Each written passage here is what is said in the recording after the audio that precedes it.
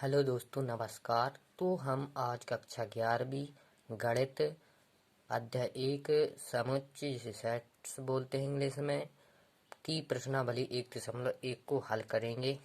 तो देखिए, पहला प्रश्न हमें दिया गया है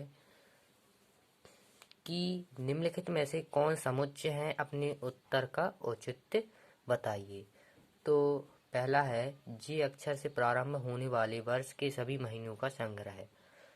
तो जो जे अक्षर से होने वाले सभी महीनों का संग्रह है उसके बारे में हमें बताना है। तो थोड़ा हम समझ लेते हैं, रफ में समझते हैं।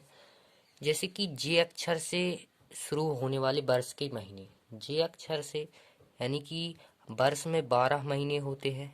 12 महीने में से जैसे जनवरी, फरवरी है, यानी कि ऐसे 12 महीने होते हैं।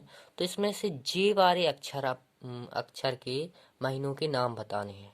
तो हमें पता है जनवरी होता है, जून होता है और जुलाई होता है, और तो होता नहीं। तो जे अक्षर से होने वाले 3 महीनों के नाम हैं, 3 महीने हैं। तो इसके बारे में अपन, इसलिए यह संग्रह कैसा है, सुपरिभाषित है। किसी से भी पूछोगे तो वह 3 ही महीने बताएगा, आपसे पूछे तो आप भी बताएगा, आपके दोस्त से पूछे तो आपका दोस्त भी बताएगा, और किसी से भी पूछे तो वह भी यही बताएगा। तो इसके बारे में मैंने अच्छी तरह से लिखा है, आपको भी ऐसे ही लिखना है। देखिए, जे अक्षर से प्रारंभ होने वाले वर्ष के सभी महीनों का संग्रह है। हम निश्चित रूप से बता सकते हैं, हाँ हम बता सकते हैं कि वर्ष में 12 महीने होते हैं और 12 महीने में से 3 महीने ऐसे हैं जो जे अक्षर से प्रारंभ होते हैं, जो निम्न है। जनवरी है, जून है, जुलाई, जिसे इंग्लिश में जनवरी, जून, जुलाई हैं जे अक्षर से प्रारंभ। हाँ, तो लिखेंगे अतः यह संग्रह कैसा सुपरिभाषित है, इसलिए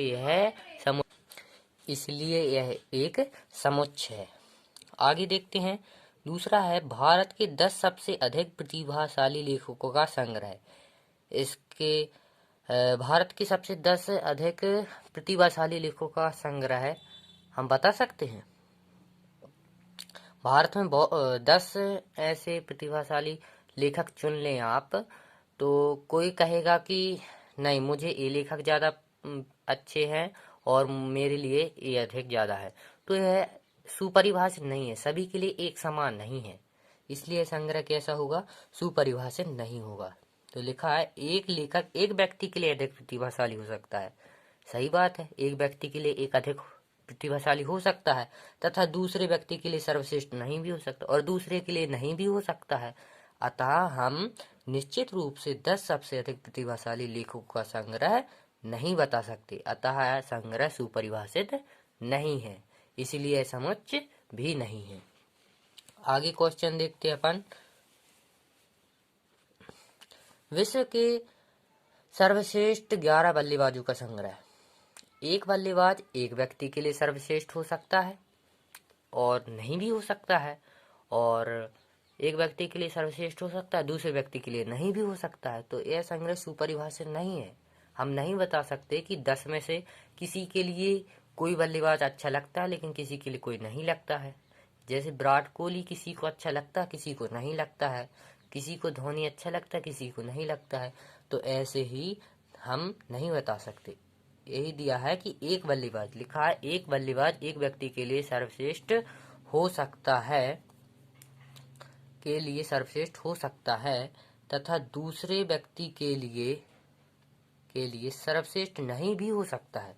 अतः हम निश्चित रूप से सर्वश्रेष्ठ 11 बल्लेबाजों का संग्रह नहीं बता सकते, अतः यह संग्रह सुपरिभाषित नहीं है, इसलिए यह एक समुच्चय भी नहीं है। सही बात है, हम नहीं बता सकते, सभी के लिए एक समान नहीं है। अब देखते हैं दूसरा। अगला क्वेश्चन है आपकी कक्षा के सभी बालकों का संग्रह कैसा है। हमारी कक्षा में जितने बालक पढ़ते हैं, हमें पता है कि हमारे कक्षा में 10 बालक पढ़ते हैं, 20 बालक पढ़ते हैं, 30 बालक पढ़ते हैं। तो इसको मैंने लिखा है कक्षा के सभी बालकों का संग्रह हम आसानी पूर्वक बता सकते हैं। हम बता सकते हैं ना कि हमारी क्लास में कितने स्टूडेंट पढ़ते हैं, सभी को पता होगा जो अपनी क्लास में पढ़ते हैं। अतः यह सुपरिभाषित संग्रह नहीं, सुपरिभाषित संग्रह है, इसलिए यह एक समुच्चय भी है। दूसरा देखते हैं 100 से कम प्राकृतिक संख्याओं का संग्रह। 100 से कम प्राकृतिक संख्याओं का संग्रह। 100 से कम प्राकृतिक संख्याएं का संग्रह आपको पता होना चाहिए। 100 से कम 100 से कम प्राकृतिक संख्याएं कितनी हो सकती हैं? एक से लेके रफ में देखे 1 2 3 4, ये प्राकृतिक संख्याएं ऐसी कहाँ तक चलेंगी? 100 से कम बोला है तो 99 तक ही होंगी। तो यह संग्रह कैसा है? यह सुपरिभाषित है। हम इसलिए बता सकते हैं कि यह कैसा है, यह संग्रह कैसा है? एक समुच्चय है, यह सुपरिभाषित है। तो आप पढ़ लीजिए। इसके बाद है लेखक प्रेमचंद द्वारा लिखित उपन्यासों का संग्रह। तो मैंने लिखा है लेखक प्रेमचंद द्वारा लिखित उपन्यासों को हम आसानी से बता सकते हैं। इसमें लेखक जो प्रेमचंद है वह निश्चित है कि लेखक प्रेमचंद ही है इसमें। तो लेखक प्रेमचंद ने जितने भी उपन्यास लिखे होंगे तो वह निश्चित ही होंगे। उनने 1 लिखा होगा, 2 लिखा होगा, 3 लिखा होगा। जितने भी संग्रह लिखे होंगे वह कैसे होंगे? सुपरिभाषित होंगे। इसलिए यह एक समुच्चय भी है।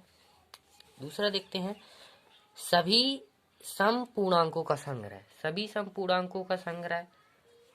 समपूर्णांक यानी पूर्णांक 0 से शुरू होते हैं, यानी कि जो 2 का भाग जिसमें पूरी तरह से चला जाए। 2 है, 4 6 8 10 और ऐसे अनंत तक चले जाती हैं।